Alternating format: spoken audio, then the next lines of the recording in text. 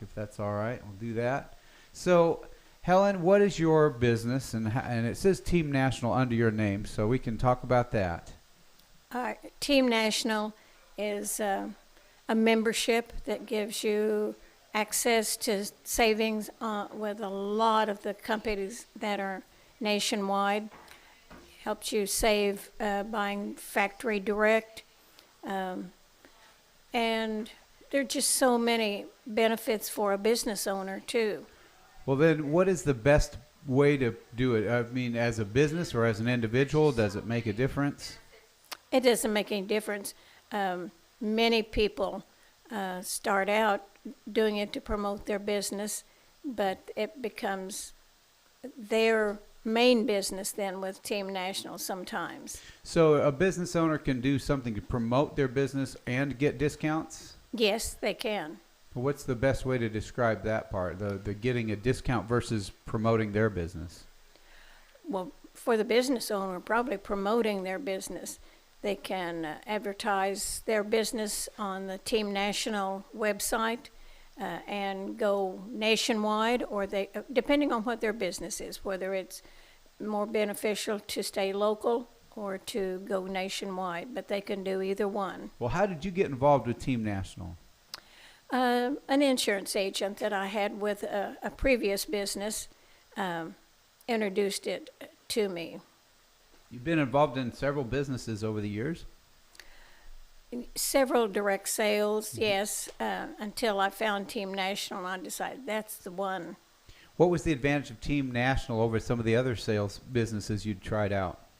There wasn't a product. I didn't have to sell a product to family and friends, low quota, and just so much help for the Team National member. Getting a discount on what kind of things then? What is that? Well, there's over 500 of the stores that are nationwide, and you just buy what you're normally going to buy from them, but you order online, and Team National then can track that and know how much rebate then will be paid back to you on your order that you just placed. Well, if you're like I guess you've had more than a few birthdays, people older don't always shop online. How do you help them with that? There are some local businesses, or they can go and register their credit card with Team National, use their credit card at the local businesses, and still get a rebate back on their order. Okay. So what are some of the businesses that they can get a discount on? What generally or specifically are there categories they can get a discount? Home Depot is one. Then an eating place, Panera, Panda Express.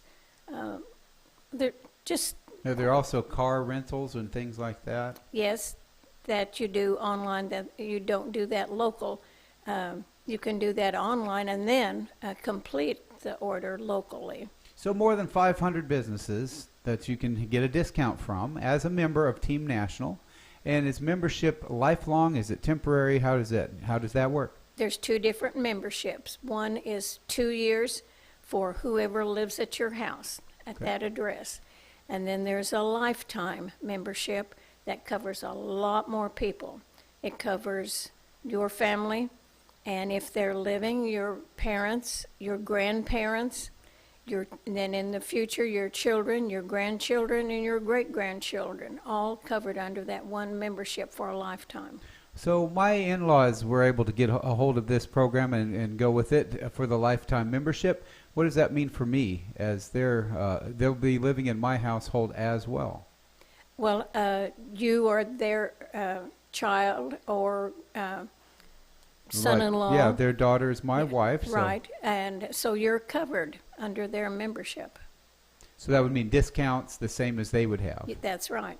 And then is there discounts on lodging as well? There hotels.com as you're traveling that's part of Team National. And then there's other companies that are connected with Team National that would also provide lodging. So you're looking for a discount on lodging or cars or just on everyday things that you would shop for in your hometown. You've got it all at Team National. That's right. The membership for the non-lifetime membership, the introductory, how would you call that one? The one that doesn't include everything. It could be an introductory one. A lot of times they'll start with that one and then move up to the lifetime one. What is the introductory one what does it include versus the other one? What's the difference? If you have a business, you cannot advertise that and get the benefits for your business on the 2-year membership. You need to have the lifetime one. So you get all the benefits, but it's just a 2-year one, not a lifetime one. That's right. It's not transferable to children or grandchildren. It's Right. just for the individual. If your children, if they are living at your Oh, house, it's for those that live in your home, but right. not for those that aren't. right, That's related. Okay, and then it's for 2 years. yes. Team National, how long has that been around? It's going into its 25th year, so it's not a startup business. It's been around quite a while. And are there representatives nationwide, or how are they located at a certain place? Well, the home office is in Fort Lauderdale, Florida, but there's members, I'm sure, in every state. We are not we're not international because a lot of the other countries wouldn't have the same stores Yes. that we have here in the States, so it will always stay. And you've been involved how long? 14 years. 14 years. In that time, did you get to go down to Fort Lauderdale and see the national office? Yes, I have. So what does it look like? What does it set up? Take away all this mystery for me. I got to know. Is it a little clubhouse, or what does it look like? Oh, no, it's a big, nice building that Team National bought. They owe nothing on the building. They were able to pay cash for it. So it's not a company that has any debt to it. Is it publicly traded, or is it something else? Or how do they recognize it? No, it's a family. Fortune 500, that kind of thing, or is it different? It's a family-owned business. Family-owned business, Team Yeah. National. So who are the founders of Team National? Dick and Mary Lou Lohr. Are they still living? Mary Lou is. Dick passed away a few years ago from cancer, but his daughter is the one that is the CEO of the company now. What is her name? Angela Lohr Chrysler. Is she related to the Chrysler Corporation? That's her married name. Uh-huh. So I think her Didn't know if she married into the car company. could be. Uh-huh. Is she down in the South Florida area as well? Yes, she lives there in Fort Lauderdale. It's a lot more friendly in the winter down there. It is. So when you've gone, has it been in the winter? I've gone down to that area in January when it was a lot colder here than it was there. It's always been in the spring or late summer when I've been there. So you got to feel the humidity. Yes. What are some places you like to travel? South Padre Island, Texas is one of my favorite places. Our president and CEO of Acts Ministry right here has been in South Padre Island every winter, and he and his wife Pam just returned. They were there in January and February. Unfortunately, this year there was a power outage situation in Texas, yes. even on the island, and they wanted to restrict them as well. So it was kind of feeling stranded there for a little while, and then they got back to normal. Yes, I had a neighbor couple that lived just across the road from me that were stranded down there during that time. So how long has it been since you've been down to South Padre? 2 years ago, in this April will be 2 years. We had reservations to go last year, but those had to be canceled. They were moved to September, and that had to be canceled. So that reservation for last April is the one that I'm doing this April. Now, is any of that connected through Team National discounts, or is that just something you do on your own? That's just something I do on my own. So you're going to be doing that again when? The month of April. Okay, so it's coming up. Yes. So that'll be fun to get back and do things like that. Now, you have a daughter, Yes. and her name is Carla. Yes. So she helps you in one of the businesses that you do. We have Votaw Tool Company. Tell us about Votaw Tool Company. Well, From kind of the history of it.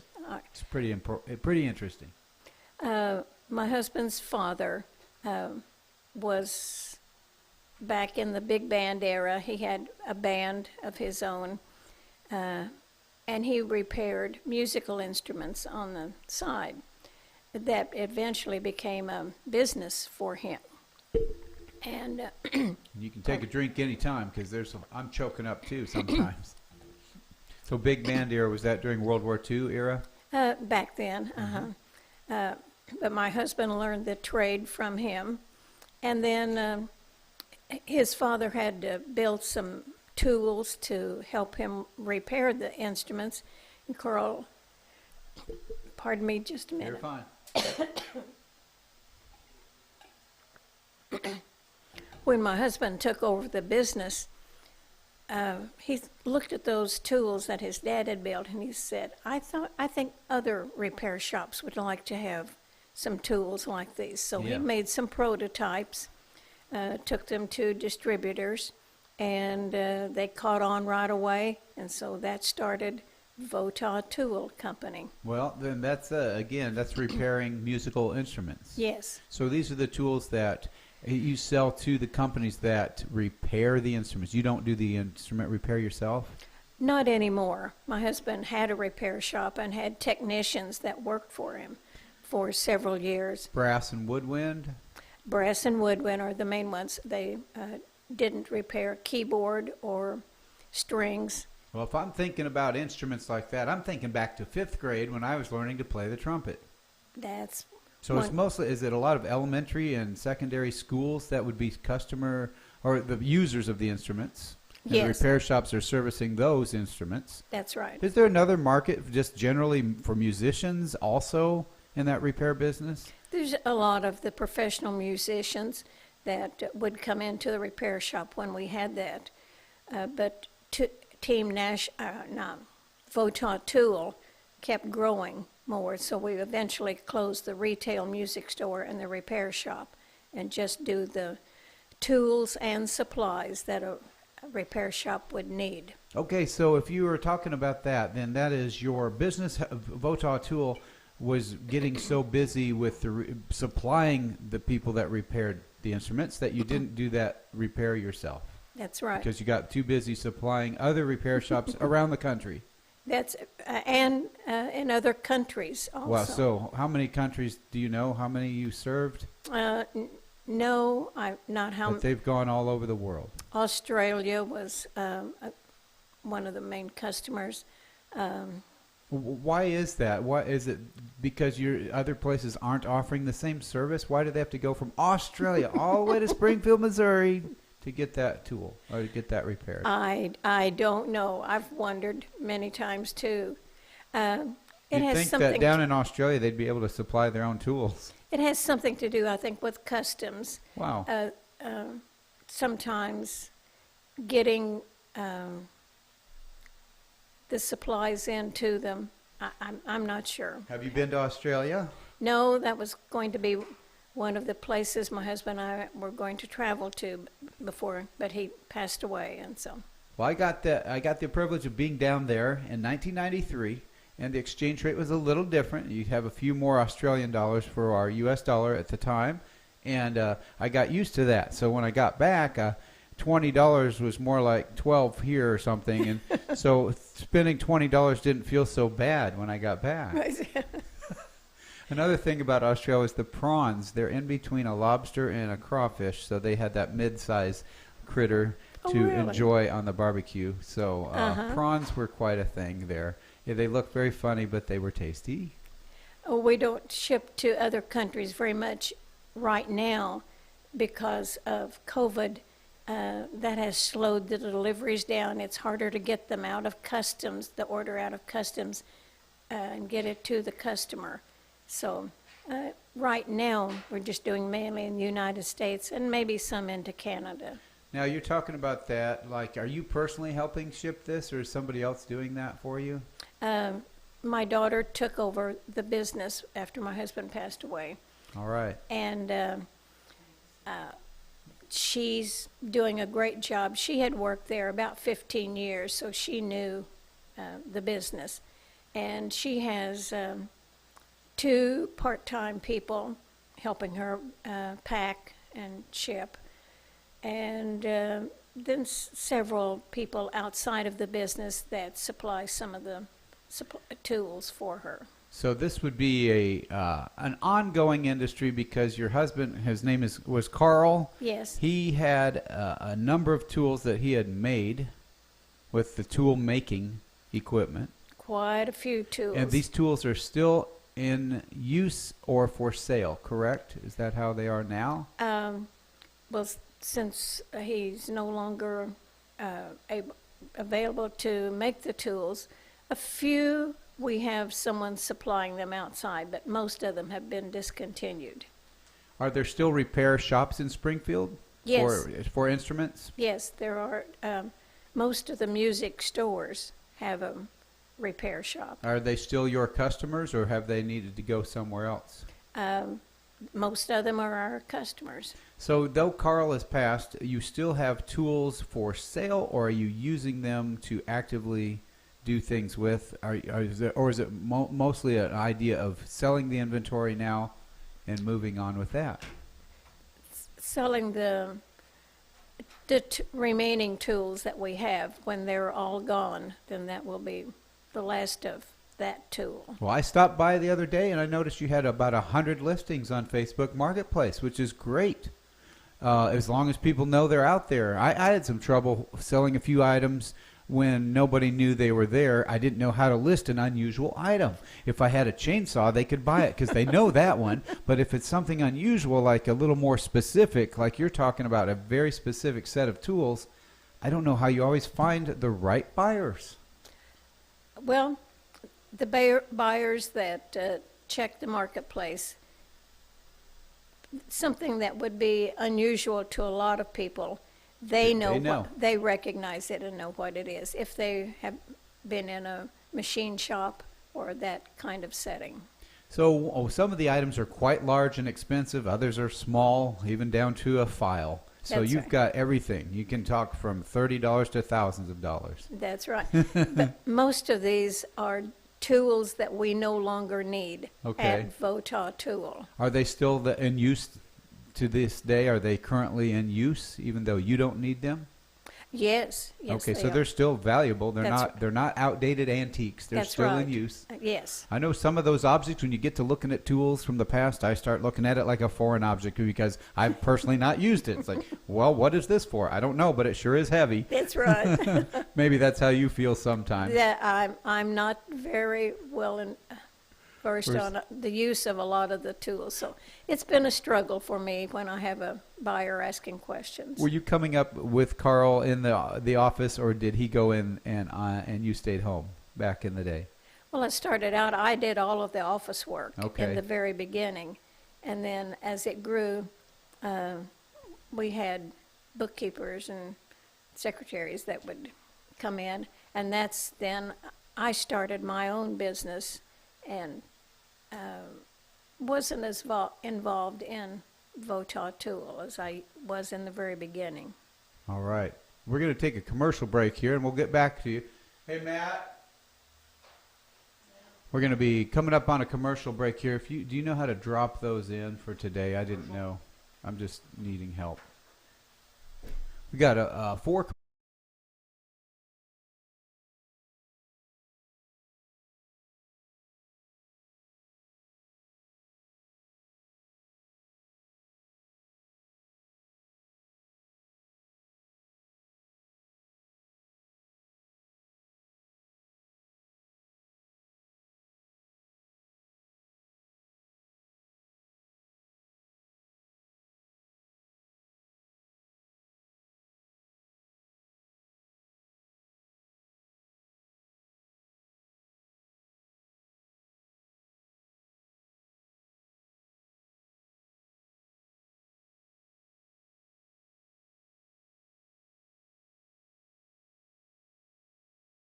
I really enjoy it. Now the 95 plus degree weather, just like everybody else, not my most favorite. No. Getting a little older, a little harder to take.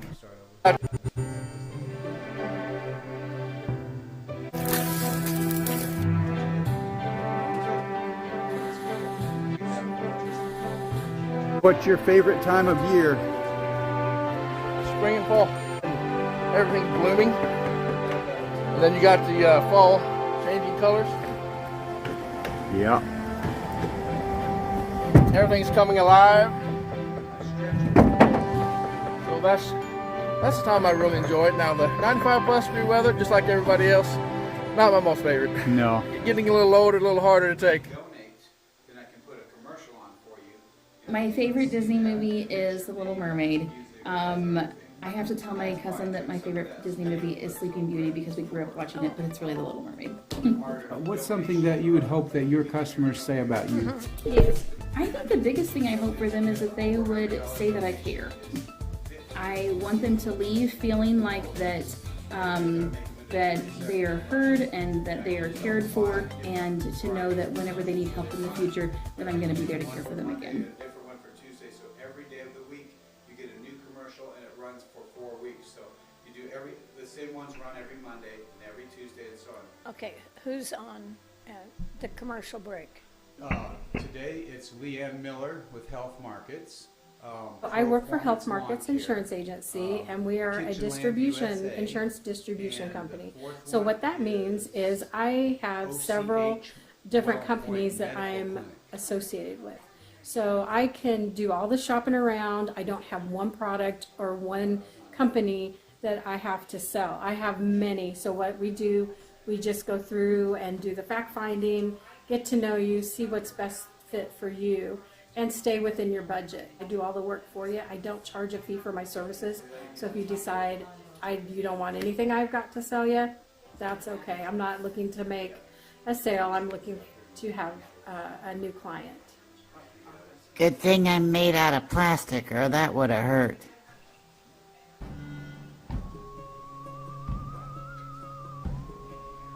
Hey dear, let's go get some new Formica countertops from Kitchenland USA. They look great, just like wood finish. Formica? Oh, that's tacky. I remember that when I was growing up. Well, let's see what Brad Schrock says. He's the owner of Kitchenland USA. He should know. You must unlearn what you have learned. Oh, all right, I'll give it a try. No, try not. Do, or do not. There is no try.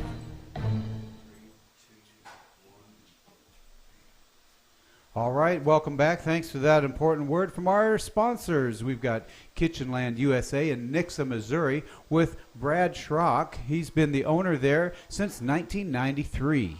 Brad has done so well at making kitchen countertops look good again. In fact, Formica no longer looks like the old Formica. It looks like wood grain. It looks like granite. It has an appearance like the most expensive items. And I was so impressed, Helen, that Formica has such a beautiful look these days. Yes. I was not quite aware of how beautiful Formica really is. Now you can get other surfaces, but granite has been too porous for kitchens that are professional kitchens, so they recommend maybe some other materials. But go see Brad Schrock over at Kitchenland USA in Nixa. Also, Leanne Miller. She has Health Markets, and she's been involved with our business group called CBC, or Courageous Business Connect. Leanne's wonderful. I realized the other day that she and I attended Evangel College in the 1983 to 84 generation. We didn't know each other, but we were at the same school, a very specific small school of about 1,800 students. And it was just fun. She's from California. I live in the area, and there she was at the same school. I looked her up in the yearbook yesterday, and there she was in my same class, in my yearbook, just another face in the yearbook, Leanne Miller. But she does Health Markets. It means she can shop for you for your health insurance, your life insurance, Medicare, and Medicare supplements. So see Leanne Miller and look at that. Another one is Performance Lawn Care and Landscaping. Now, that one is a very unique one there. Kent Wood is the owner, been there for 21 years, and you know how it is starting a business. He took it over from somebody, but he made it so good that people will often come back to him. If they have stopped his service on a commercial level, they'll come back and say, our guy isn't doing so well. Could you please come back and service our lawn? Because he knows exactly how to make things look right. He's consistent. He's dependable. He's reliable. A lot of people nowadays have a little trouble showing up when they say they will.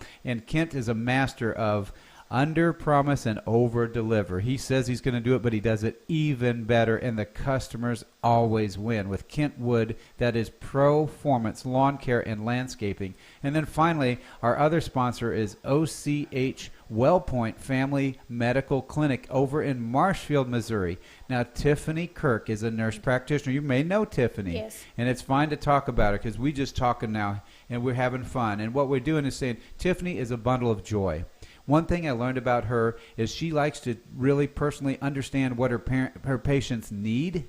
And as a nurse practitioner, that's somewhere between an RN and a medical doctor. She's got right in the middle. She can actually take more time than a medical doctor and really visit with the patients, but she has the ability to prescribe antibiotics, things like that. The only difference is she doesn't prescribe narcotics and that kind of thing, but she's definitely like a doctor with a big listening ear. She listens with both ears. Sometimes she'll find out about her customer, her patient has an issue in their personal life.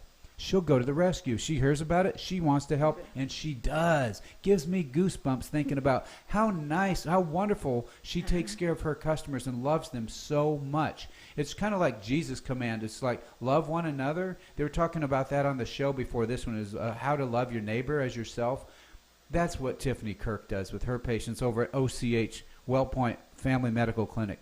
I was mentioning to you on the break, and they probably overheard me mentioning it to you, but for a donation to our ministry, you can also be featured in our cycle of broadcasting commercials. So we want everyone to know that if you have your own business, you're like Helen or you're like one of the sponsors, you can also advertise with us. You can give us a call. Give me a call at 417-894-3870, or just reach out to me at johnnyroosterlive.com. Fill out the guest sign-up form, and that's how I'll find you, and you can find me for advertising with us about a very unique way to advertise. Some of these ads, you wouldn't see it anywhere else. We have plastic dolls, we have python snakes, we have pot-bellied pigs. You name it, Helen. We've got things that people just can't stop watching. It may be a commercial, but it is not boring. In fact, today we just played one from Kitchenland where Brad Schrock plays the part of Yoda from Star Wars, and I've got a cartoon of him with the big green ears, and he's saying, there is no try. You do or you don't do, but there is no try. So it's really quite delightful to advertise with us. Well, we're going back to history now. Helen's been talking about her husband Carl had started Votaw Tool Company. What year was that, and what was life for you back when that was starting? Oh, that was in 1978. Great. So you were raising your daughter? Yes. And how old was Carla at that time?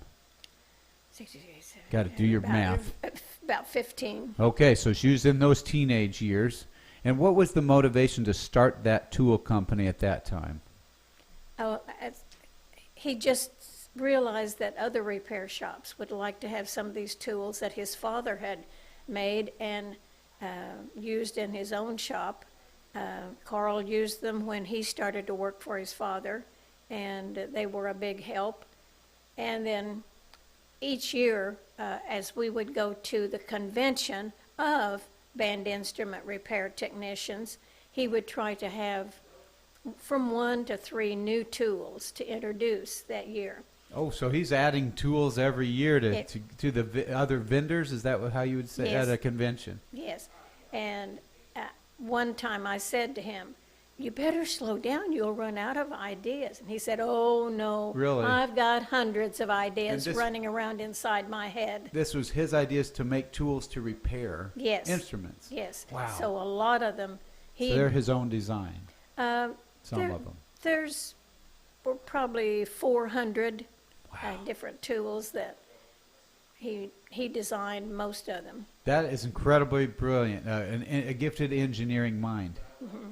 Now, I have a creative mind, so I do the cartoons. Obviously, Carl had the engineering mind. Yes. He could put together the machinery. He does the things I can't do. I look at those objects like, what are they? What would you do with this? It's amazing how many tools he had been part of, as you mentioned. And he taught himself. Wow.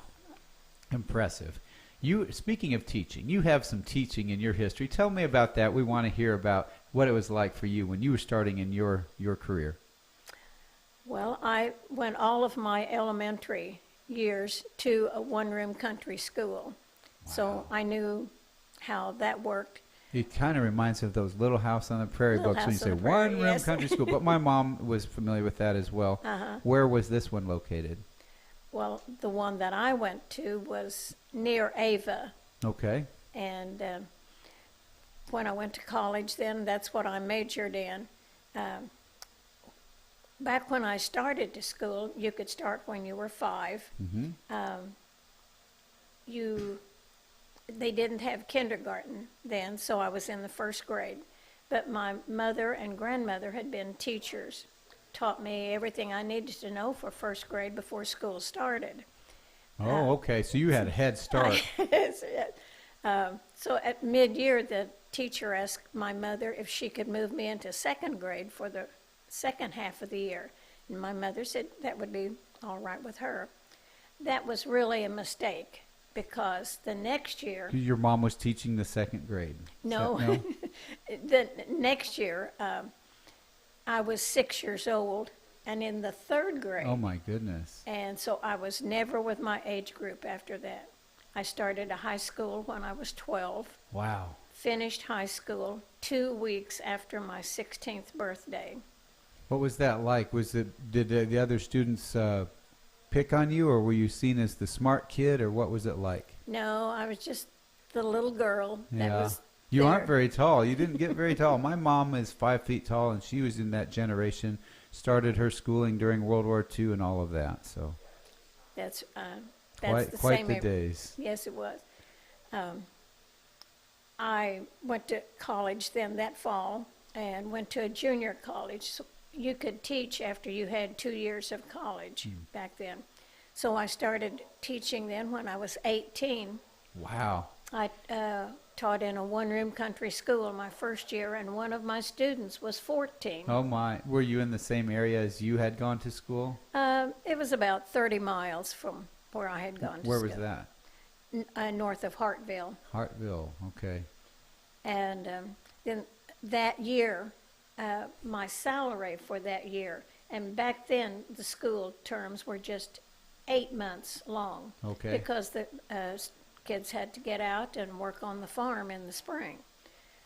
So my salary for that 8 months for the whole term was $1,800. All right. There you go. You're earning your keep. That's right. Now, what kind of housing arrangements did you have then? A teacher, a friend of mine was teaching in an adjoining school district. And so we lived upstairs in another teacher's home. Wow. So 3 teachers? 3 teachers in the same. So did you have to come up with your own curriculum for every level, for every grade, or how did that work? I didn't have to. No, they had the textbooks there for each grade, except this just before it was time for school to start in that July of that year, the schoolhouse had burned. So it burned all of the textbooks and everything. So everything was new. I didn't have a full set of textbooks when school started, so I had to be kind of creative the first 2 to 3 weeks until all the textbooks arrived. What were some creative things you had to do? Oh my, that was many, many years ago. Hard to remember all of that, isn't it? Yes.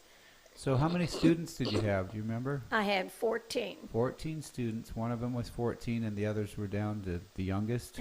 I had 1 first grader, 1 second, 1 third, Wow. 1 fourth, Wow. 1 fifth, no sixth, 5 seventh, and 4 eighth. Everybody was in that middle years where they're all learning to pester each other. How fun for you. It would be kind of unusual having those ages and then there's one of each on the younger ones. Were they a rowdy bunch, or did they get along with each other? So many of them were Siblings. brothers, sisters, cousins. Yeah, they knew each other. Which So- can make them get on each other, or it can make them understand each other, I They guess. they got along great. Well, that's good. Some people don't always get along with their siblings and cousins, but some people really do. They did. It was fun. Well, starting out, $1,800. Then my year. second year, I went to Stoutland, Missouri. I don't know where that one is. It's the other side of Lebanon. Okay, Up that way. just east of Lebanon there. My salary for that first year there was $2,200 for the year, and then I taught 2 years there. The second year was $2,400 for the 9 months of school. Oh, okay. So were you paid monthly? Monthly, Uh-huh. yes. I had fifth grade there, and of course I hadn't had student teaching. I hadn't been in a school where it was just one grade in a room, and I thought, what do I do with just one grade in a room? Right. But I learned pretty quickly. I also had 42 students that year. Wow, a lot more. Yes. So did you have to, how did you get to the school, transportation? Well, the first year I taught in the one-room country school, I didn't have a car. So the lady I was staying with arranged for me to ride the Hartville school bus Oh, you're riding the bus with the kids? with the high school kids. Well, how fun would that be? And you weren't as tall as a lot of them. That's right. So there you go. But- Did they know you were a teacher? Yes. I'm sure you let them know from the start. Yes, because the bus driver went by my school, and so I dropped me off there. Where I was staying was 4 miles from the school. Okay. A little too far to walk. Yes. Real quick of a So that morning. you couldn't complain about how you walked to school in the snow. That's that way. right. See? But I had to ride that Hartville school bus 25 miles Oh, my every morning and goodness. evening to go those 4 miles. Oh, it was a chore. It probably felt like walking. Well, at some evenings that were nice and warm and sunny, Yeah. one of the high school girls would get off at a certain location, and we'd walk the rest of the way home. Well, was there another teacher on the bus as well, or were you the only one with that privilege? I was the only teacher on there. So Jay just walked in, and I was going to say, Mrs. Votaw is talking about, she's a school teacher back in the good old days, and she had to ride the school bus with the students. So, did you also have a vehicle of your own, or did that come later? That came later. When did you, how long did you teach? From when to when? Like your teaching career? Well, I taught a total of 31 years. Mm-hmm. And that was in the 50s and 60s and 70s? Yes, So those were days of transition. and into the 80s. So the students and the attitudes seem to be different in the 80s than they were in the 50s and 60s. Did you notice differences like that? Yes, it wasn't for me, wasn't as much fun in the later years as it was in the beginning. Too many things put on a teacher that they had to do along with teaching their classroom. Yeah. It was just What name did you go by? What was your maiden name? Segesser. Wow, could they say that, Mrs. Segas, Miss Segesser? That's how They could. they say the whole thing, right? The whole thing. You didn't yes. let them get away with just the first letter. No.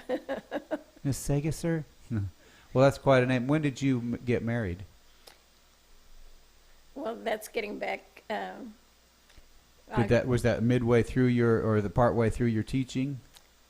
Into your teaching days? I'd been teaching about 5 years. Okay. Yeah.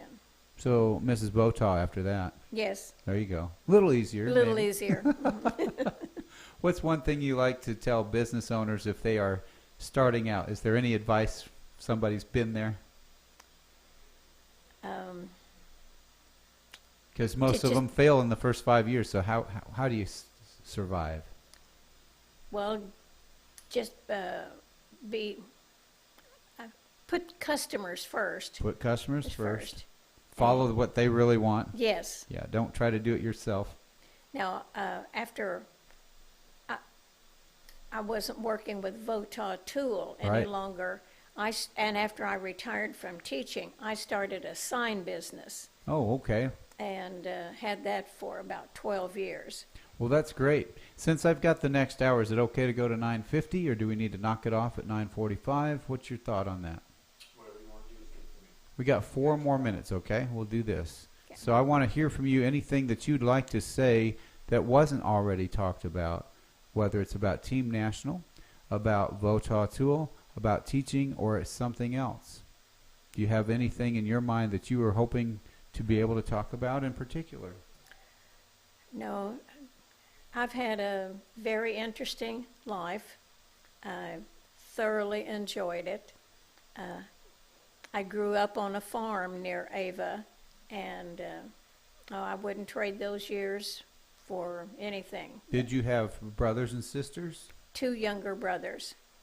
Were they close to you in age? We were each one about 4 years apart. So a bit spread out. Yes. Kind of individualized that way. It was. Well, that's different. Yeah. So did you get along with them? Did you have them, were they kind of raised by you, or was it feeling like you were just getting along with them? We got along well together. I wasn't that much older than they were to be able to raise it. Now, my youngest brother, maybe I helped work with him more than the one that in the middle, because we were so near, even though it was 4 years nearer in age. Are they still around? The middle child, the one just younger than me, lives in Ozark. Okay. And the youngest brother lives in Florida. There's a difference right there. Yes. So when you're in Florida, do you go there on a regular basis at all, or do you just do that once in a great while? Once in a great while. Mm-hmm. Do you still prefer South Padre Island? Yes. Okay, so you're going to really make good headway with our president, Jim Whining, and his wife, Pam, because that's their place, too. That's fun. I have been there. I didn't stay there, but I have visited the Padre Island. It was a lot of fun. I went out to the sandy part where the horses, people were riding their horses. Yes. I was looking for shells or unusual things. Uh-huh. I found some evidence of parties out there. I'm Can sure you you imagine? did. Yeah. So when we are down there, it's like a family reunion. Oh. That's the time that a lot of our friends that we've made over the years come in at the same time. Oh, really? So they come in from all over your family. Do you have family in a lot of areas? Or? And not family, no, but these are just, For team. well, they're sailors. We go down to do Oh. windsurfing and sailing. Really? And these are windsurfing people. So you have a windsurfing group. Yes. Do you still do that yourself? I haven't for a while. I could. There you go. You're not afraid to do it again, are you? Right. That's good. You live a rich life. What are some other things you hope to do while you're still on this good green earth? Oh, my goodness. Just to do more traveling. There's the one trip that my dream trip is to take, I don't know whether it's Amtrak or whether it's the touring train, just to tour some of the western states where you don't have to do the driving. You can just sit back, relax, and watch the scenery go by. And where would your location be? Was it a specific destination? No, Nope. just the western states. Okay. Well, we definitely look forward to hearing about that one, and we'll have you back again. It's been a pleasure talking to you today. Helen Votaw, Team National, and Votaw Tool Company in Springfield, Missouri. If you guys want to check in anything to do with advertising with us, feel free to do that. Check out JohnnyRoosterLive.com. Thanks again for being here, Helen. Thank you.